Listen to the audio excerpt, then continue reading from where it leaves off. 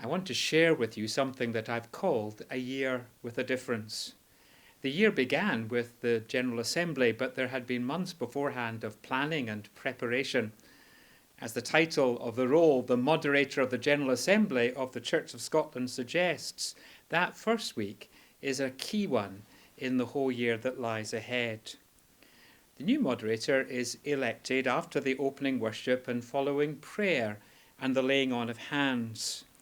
Within an hour, the business convener stands up and says, "Moderator, we need to choose the committee who will appoint your successor." 1 hour before you realise that your role sits on a sugary nail. You get one chance to do anything, and if you miss it, it's past.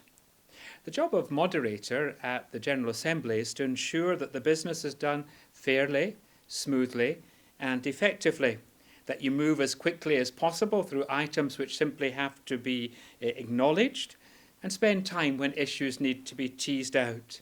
During the week, you have to cover every report in what we call the Blue Book, and a few additional reports as well. You also have the huge privilege of setting the tone as you lead the General Assembly daily in worship. My theme for the year was Jesus' words, "Follow me." And at the assembly and throughout the year, we tried to explore what that might look like. And to help others, I produced a short book of reflections on that theme. As well as the normal business of the week, from the Saturday to the following Friday, there were 2 reports that proved to be the focus and heartbeat of the assembly. And both were about the need for change. The year before, the assembly had made it clear that they wanted proposals that would provide significant change, and they were not disappointed. Professor David Ferguson chaired the Special Commission, and Dr. Sally Bonner, convener of the Council of Assembly, presented the Radical Action Plan. Together, they argued the case for change, the need for change, the urgency for change, and proposed a list of measures that would bring about change at every level and to every aspect of our church's life. No one would be left unaffected. However, such change, having been delayed for years, some would say decades, would come at a price, and that would be quite costly. However, the Assembly decided that the pain of not changing was greater than the pain of changing, and so they voted together to change. At the time, I remember saying that deciding to change was one thing, but actually changing was quite another. None of us realised then that the church would have to undergo a more radical change than it has experienced for decades. COVID-19 forced us, and is still forcing us, to rethink church in every aspect. We will not be going back to business as usual. And whatever becomes normal may be a quite new normal. Perhaps without it, we might have tempered the changes, held back a little here, adjusted a bit there, and lost the initiative and the impetus. As it was, the changes that had already been implemented since the General Assembly allowed us have the means to make the radical changes that would be needed when coronavirus came, including, sadly, cancelling the General Assembly for the first time since 1689, closing 121 George Street, and furloughing a lot of staff. Inevitably, change will go a lot deeper in the coming months. As well as the advice of all those who knew their way around the Assembly and the support of my family, I was grateful to those who looked out for me during that week, including my chaplains, drivers, the Assembly officer and deputy, and many more besides. It was a huge privilege to preach on Assembly Sunday at St Giles, a relief to get through the Gallic blessing at Greyfriars, and a joy to be at Heart and Soul, the showcase of the church, and to preach on the Ross Bandstand. And to preside at communion was a never-to-be-forgotten experience. I was delighted to welcome the First Minister to address the Assembly, and we were blessed with an outstanding Lord High Commissioner in Richard, Duke of Buccleuch, whose interest, insight and hospitality endeared him to all. But after the General Assembly. What then? Before I started, I had little idea what the moderator did for his other 51 weeks, whether they were busy or bored, a figurehead or fulfilling a role. Well, now I know. You certainly don't have time in your hands. The moderator for the rest of the year is an ambassador for the church, to civic society, to the media, to other churches and other faith groups, and at the same time is an ambassador to the church, visiting organisations, projects, churches, activities, encouraging, supporting and informing. In all our diary planning, we were very grateful to Catherine McIntosh from 121, who helped us to map out our diary and pointed us in the right direction. It was a great joy and help to have my wife Ruth travel with me. Not only could she keep me cheerful and make sure my hair was combed, but she acted as the unofficial photographer and posted on Facebook almost every day. Our aim was to keep people aware of and informed about what we were doing so that they could follow and pray, and we could be to them a window on our church, on our country, and on the wider world. One of the first sets of dates to go in the diary are the presbytery visits. Every moderator makes 4 presbytery visits so that each presbytery, under the old system, would be visited about once every 10 years and have 9 to recover. These are laid down so the moderator is informed rather than chooses where to go. And the visits normally last 10 days so that they cover 2 full weekends. And the presbytery organising committees go to an extraordinary amount of effort to try and get a balanced programme that reflects their area and church to the full. So why bother? I think there are a number of reasons. In practice, the moderator's visit encourages joined-up thinking within the presbytery and encourages the development of links between church and community. We found that the moderator can open doors for local ministers or churches to get access to work which they can develop after the moderator leaves. And people on the whole are delighted to meet the moderator, who just happens that year to be you. We found again and again that people at every level would open up and tell their stories to us, from senior figures in society who felt the moderator was on their level, to people whose lives had collapsed around them and welcomed a listening ear. One homeless lady shared a harrowing tale of neglect and abuse, of addiction and exploitation. At the end, we thanked her for being so honest with us and mentioned that we often took a photograph but would not presume. "Oh yes, please," she said. "I've had my hair done specially." We found the visit to presbyteries far more rewarding than we had expected, because it is an opportunity to immerse yourself into an area, to take the pulse of the church, and to see the links between church and community. The reason why the church had passed its radical action plan was because things weren't working at many levels, and we saw something of the reality of that as we went around. Only 4 full-time ministers in the Presbytery of Caithness, the total absence of children in some congregations we visited, buildings who had passed their sell-by date, financial pressures, and people just tired from running hard to stand still.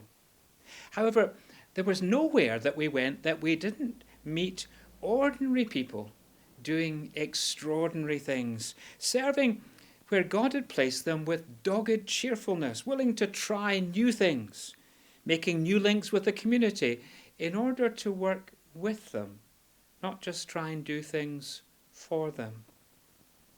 Our first presbytery visit was to Caithness. I'd never been to Caithness, though my grandfather was born there, and we saw the shell of what had been his home before he moved to Glasgow at the age of 6. In fact, we met a farmer's wife who turned out to be a relative of mine that I didn't know existed. Her great-grandmother and my great-grandmother were sisters.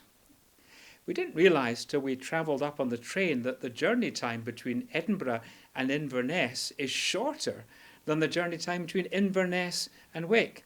Mind you, that's partly because it makes a huge detour to Lairg, and then just before it arrives at Wick, it goes into reverse and goes back to Thurso. As the Caithness folk will tell you, there's a tendency for people in the deep south, that is, below Perth, to think that Inverness is the northernmost point of civilization in Scotland. With significant rural poverty and isolation, it longs for more ministers, doctors, teachers, and other professionals to relocate, believing that if they would only get there, they would never want to leave. Well, we had a full programme of church, guild, and presbytery visits, and chose to spend time with some of the smaller churches that do not normally get a visit from the moderator. We met with the pastoral care team and senior medical staff and nursing staff at the hospital in Wick, explored the Thurso campus of the University of Highlands and Islands, and met young adults who'd set up their own successful businesses. We visited Dunnet Head, the most northerly point in the mainland. We had one memorable day in Wick, in both the primary and secondary schools, and then with the harbour master, we went to visit and learn about the wind farm and spent a time with the lifeboat crew. The council leader, Willie Mackay, held a civic reception for us, and later we joined him and his wife for a tea dance he runs for adults with special needs. For some reason, people do get encouragement from a moderator's visit, from them just being there, seeing what they're doing. One person said to me, "I've never met a real moderator before." It took all my self-control to say, "Sorry, I'm plastic." Our second presbytery visit was to Lanark. We were based in the new Lanark Heritage Centre, and they fitted 43 events into our time there. My coming was to be the catalyst that would bring together head teachers and chaplains from all over Clydesdale, together with the Director of Education, to explore how to strengthen the relationship for more effective working.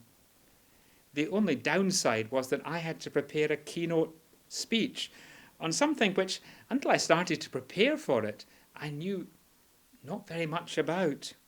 For some reason, I've discovered the moderator is meant to be an expert on everything, simply because they're the moderator.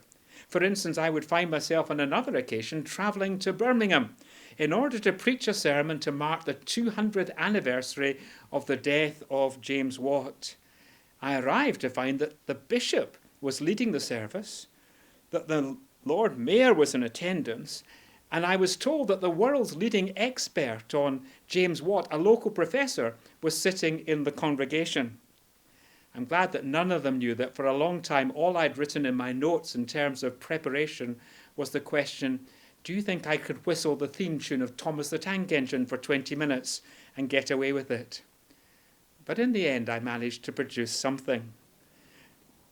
In my own church at Palmerston Place, I'm renowned for having no visual memory and knowing nothing about buildings. Imagine my reaction when I was asked to be the keynote speaker for the Scottish Churches Trust to speak for 45 minutes about buildings, a talk that was later published. I've discovered being moderator develops your prayer life, and help comes quickly to mind. And yet, strangely, in all three occasions, these were among the talks I enjoyed preparing and doing most. Back to Lanark. We were enormously impressed at the relationship between church and community in Lanark Presbytery, and the Presbytery clerk seemed to just know about everyone. The church knew what the community was doing and would support it where they could. On other projects, they worked together in partnership. And finally, the church sought to be an open door to the community so that its services and ministries and projects the community could access. We got something of the background and history of the area. We had a tour of the New Lanark Heritage Centre. A storyteller and an author took us on a walking tour of Covenanting country, and we visited the Douglas Museum. The highlight was when my wife, trying to get inside the history, lay down in a stone coffin in order to play the part. On another occasion, I was asked if I would try my hand at auctioning a sheep at Lanark Market.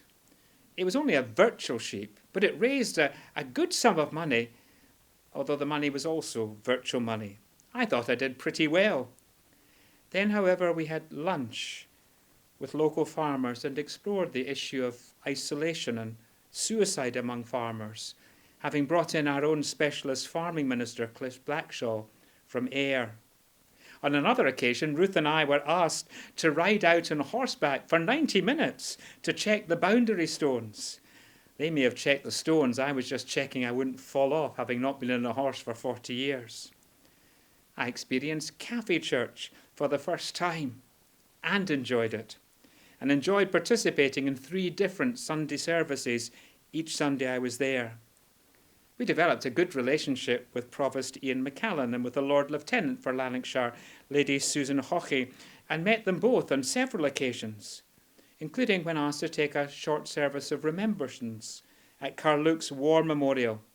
This was to mark the 3 people from the town who had won the VC either in the First or the Second World War. No wonder Carluke's called a town called Courage. We met a telephone suicide helpline team set up by a local church, visited a project on cancer care and one devoted to healthy eating. One of those memorable moments was leading worship and communion in Carstairs State Hospital, where, quite unexpectedly, there was a tangible sense of the presence of God. On other occasions, we saw around a jam and chocolate factory, and also Borders biscuits, from which we were glad to take home samples. But we also saw the church providing food banks, running a second-hand shop, working together on a youth project, and operating a dementia cafe. I spoke at a gala dinner for folk from around the presbytery and presented a whole lot of long service certificates at a presbytery organised service, and we had dinner with the local parliamentarians. We discovered that though we may all be Church of Scotland congregations, in fact, every church is different. Every worship style is different. And congregational situations and circumstances vary greatly. Sadly, because of lockdown, our final 2 presbytery visits to Inverness and Dundee had to be cancelled after the presbytery doing a lot of work to produce what would have been a fascinating programme if we'd been able to participate in it. As well as visiting presbyteries, each moderator makes at least 2 overseas visits. As we both have Africa connections, we were asked whether we might be open to going to Ghana and Zambia. Well, Ruth was born in Ghana and did her primary education there, and I'd visited twice in recent years as international chairman of Scripture Union. As for Zambia, I'd lived and worked there for 3 years, back in the 1970s when I was a young SU staff worker. Our first trip then was to Ghana to visit 2 partner churches, the Presbyterian Church of Ghana and the Evangelical Presbyterian Church Ghana. The Evangelical Presbyterian Church isn't more evangelical. It used to have the E standing for a local area, but when it covered the whole country, they had to find another word that began with E, so they wouldn't have to change their logo, hence evangelical. Jenny Chinimbiri, the Africa Secretary of World Mission, led both our trips to Africa, and in each case we were accompanied by a council member. This time it was Robin McAlpine. On the side of the churches, both churches' ecumenical officers proved to be excellent guides and enjoyable companions. The church wanted to show us something of its range of work, raise issues in terms of our relationship, and deal with various business matters, and we worked through carefully that programme. What we were bringing to that relationship was presence, being there in person, not remote, long distance, detached. As we know from lockdown, letters, emails and social media are all great, but they are disembodied. And at some point you need to look into a person's eyes, catch the tone in which they're speaking as well as the substance, read their body language, and form the friendships round which honest and open discussion can take place.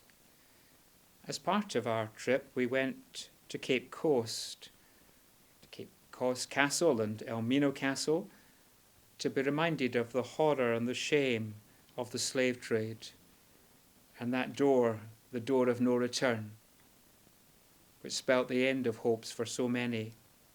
We also visited places associated with Ruth's past, her primary school, the hospital her father ran as the only doctor. We even met the last living link with her parents' generation in an elderly former cavalry officer, George Dacko, and his wife Rennie. George taught Ruth how to ride many years ago. We also had a brief meeting with SU and were able to spend a short time with people I'd worked with in previous visits. One day we went to the induction of the Chancellor of a theological college, and since everyone else was wearing flowing robes and academic gowns, I endured the heat to wear my kilt, the only time I did so. And there it was a pleasure to meet again Andrew Walls, now in his 80s, who taught at New College and was a professor in Aberdeen. We left the south and we travelled up to the north, up to the hills. We bounced along bad roads to go further up north, where one of the great privileges was to meet the moderator of the Evangelical Presbyterian Church, a minister confined to a wheelchair. He was clearly not a well person after 2 unsuccessful back operations, but his faith shone out through constant pain, and it was a privilege to have a private meeting with him and to share with him in prayer. Although I had been told beforehand that I would not be required to preach, I found myself asked to do so on 10 occasions.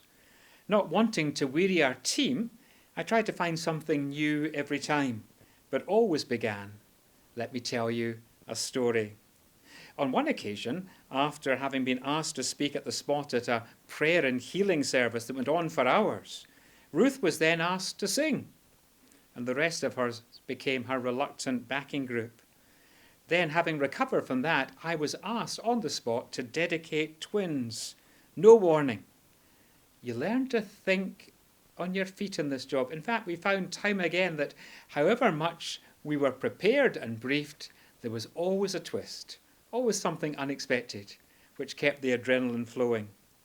One of my personal memories, though not Ruth's, was when a monkey suddenly landed on her shoulder and head. In fact, on one occasion, 2 did so. That was Ghana.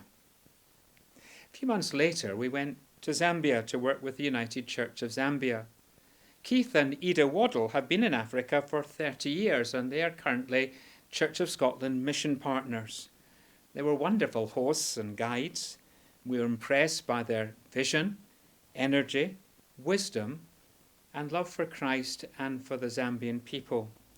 While their hearts were in Mwande Mission in the southwest, currently Keith is the Director of Education and Ida the Director of Health for the UCZ.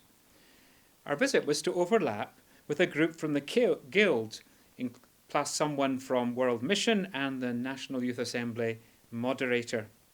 They were visiting and participating in a Guild project for teenage mums in Kanyama, a poor area of the capital, Lusaka.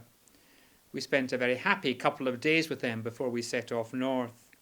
As well as Jenny, Ruth and I, our party this time included Cameron Brooks from Communications and Valerie McNiven from Faith Impact, another good team. Zambia has changed a lot since I was last there in the 1970s, but then so have I. The population is now 4 times larger. Throughout my trip, we briefly met both Zambians and expatriates from my days there, though some who had been students when I'd gone the first time were now verging on retirement now. It was good, for instance, to stay overnight with David Moffat, whose family came to Africa several generations ago. He was my chair when I arrived, aged 20, and is related to Mary Moffat, who married David Livingstone.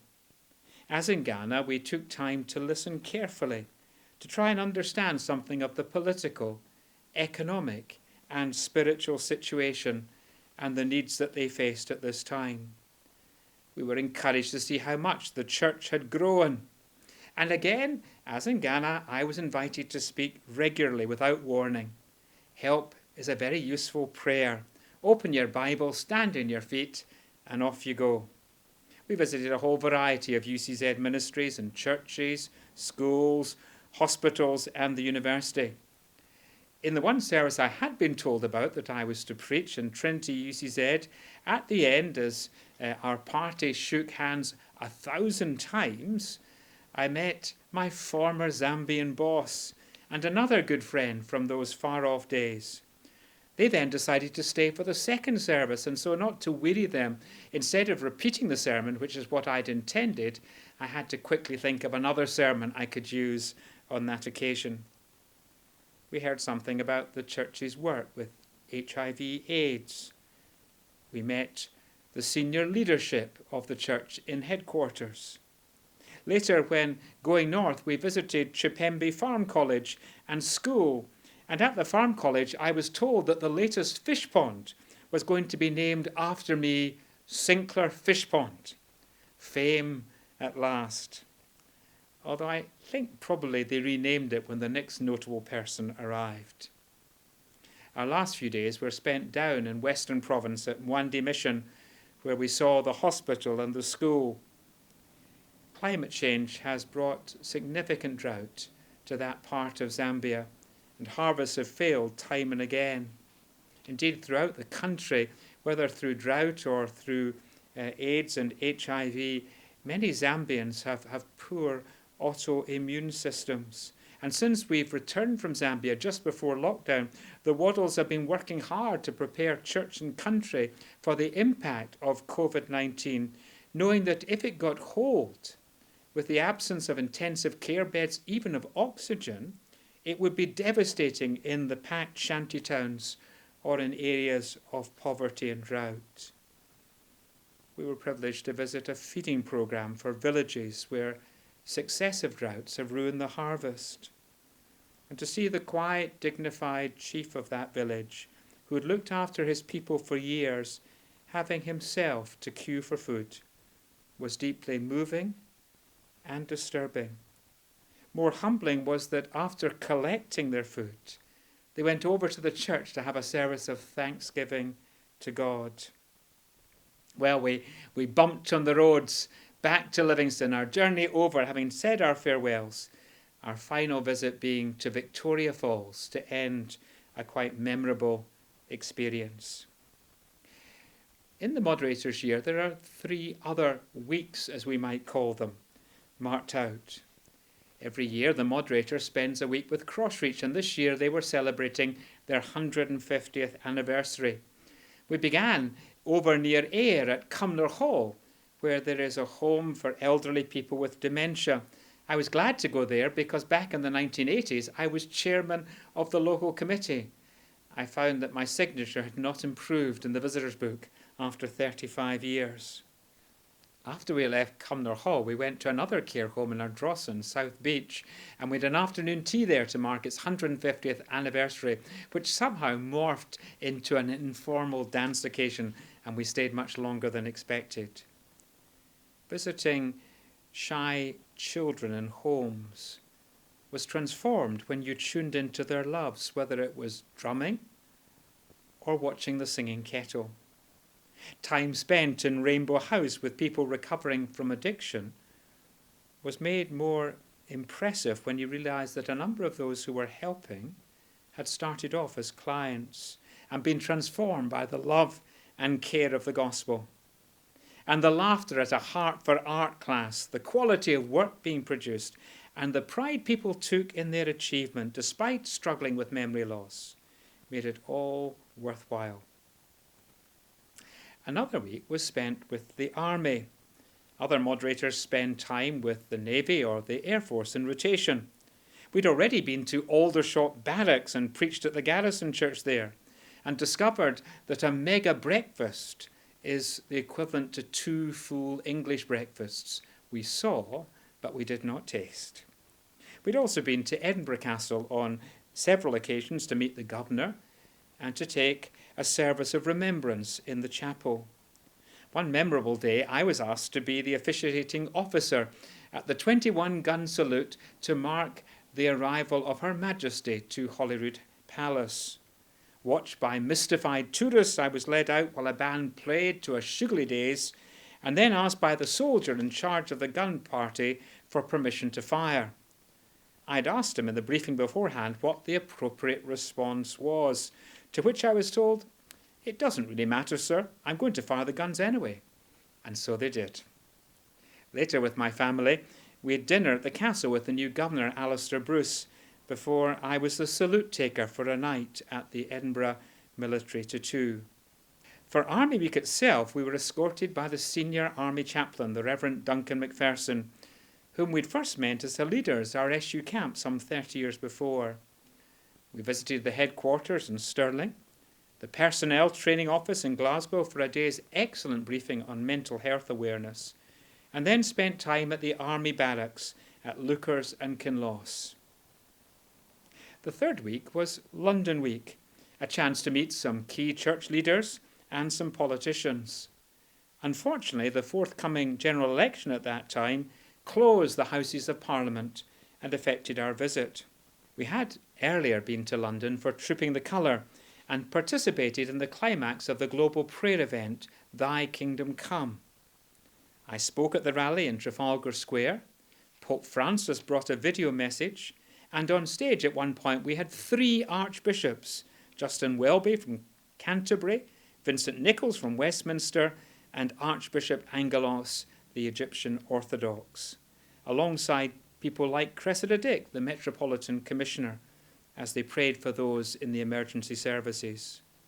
It was good through the week to meet leaders from the United Reformed Church, the Methodist Church, to spend time with the new head of Christian Aid, and to visit the Archbishop of Canterbury in Lambeth Palace.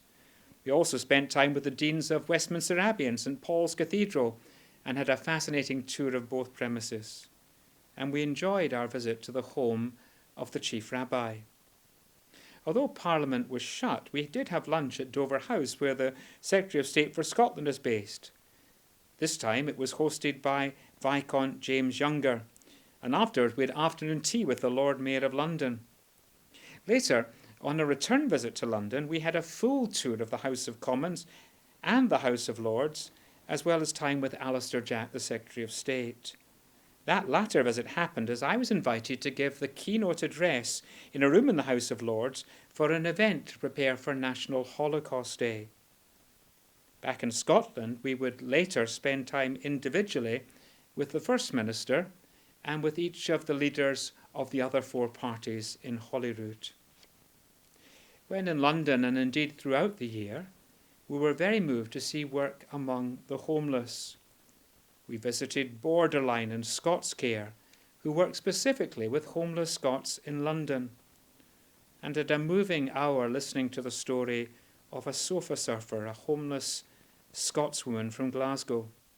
We saw something further of the work of the homeless both at St Martin's in the Field in Trafalgar, where we were glad to meet again Sam Wells, who had given the Chalmers lectures in Edinburgh earlier in my year, and also to see the work that was done at St Columba's Pont Street through Glass Doors, one of the 2 Church of Scotland congregations in London. And I had the opportunity to speak there and at Crown Court. Later in the year, back in Scotland, we would visit the Lodging House Mission in Glasgow and the Diadem Shelter in Edinburgh. In our year, of course, there are lots of day events, conferences, meetings, and one-to-one encounters. We went to the Royal Highland Show. I attended the 20th anniversary of the Scottish Parliament, took time for reflection both at Holyrood and at Edinburgh City Chambers. We went to the Royal Garden Party in Holyrood, and I preached at Crathy while staying as a guest of Her Majesty in Balmoral. We went to the Priority Areas Day Conference, visited some Go For It projects in Fife, spent time at the Scottish Refugee Council, and met up with charities who were concerned with the problem of human trafficking. One of the great privileges of the year was getting to know and working with the Roman Catholic Archbishop of Edinburgh and St Andrews, Leo Cushley. Together, as part of Interfaith Week, we went to visit a mosque, and I was delighted when the BBC invited us both to lead Easter worship for reflection at the Quay. During the year, we met leaders of all the Scottish churches and a considerable number of UK leaders. We attended the Welsh Presbyterian Church's General Assembly, the only problem being it was all in Welsh. I was asked to give a keynote address, though fortunately for them and for me, I was allowed to do it in English. We also spent time with leaders of other faith communities, and particularly got to know two Shia Muslim leaders, Shabir Beg, whom we encountered time and again, and Sheikh Iman Razawi, both of whose friendship we enjoyed. Every week, we would be at a different church, often for a special occasion, an anniversary, to hand out long service certificates, or for some other reason. We also visited churches I'd been a member of, or a minister to, or had been part of our faith journey. It was a great thrill to be at the opening of new church buildings, such as at Monifieth in Dundee, or St Rollock's in Glasgow, and to be present at the establishment of a new congregation by the Presbytery at Moodiesburn. Early in the year, we met all the Church of Scotland candidates at their conference in St Andrews, and we encountered some of them on their placements as we travelled around during the year. We also were invited to the 4 old universities where there are theological faculties, as well as going to the Paisley campus of Highland Theological College and attending the annual Heriot-Watt chaplaincy lecture. Then, just as quickly as it all started, it all stopped. We'd come back from Zambia for a week, and our diary, full for the last 2 months, was wiped completely clear because of coronavirus, COVID-19. Churches were shut, our nation went into lockdown, even 121 was closed, and it made sense to leave the mods flat and return to our own manse. And just when I wondered what we might do for these last 2 months, doors began to open. I was asked to write a short article for a Sunday newspaper, which once expanded was recorded and put on the Church of Scotland website the first Sunday when church buildings were shut. I was asked if I'd be willing, for a week, to do a short reflection every morning, and I asked if I could involve Ruth, as we'd shared together when we'd led SU camps, and we knew that 2 voices often sound better than 1. On the day of the first morning reflection, someone from communications came with 2 pieces of news.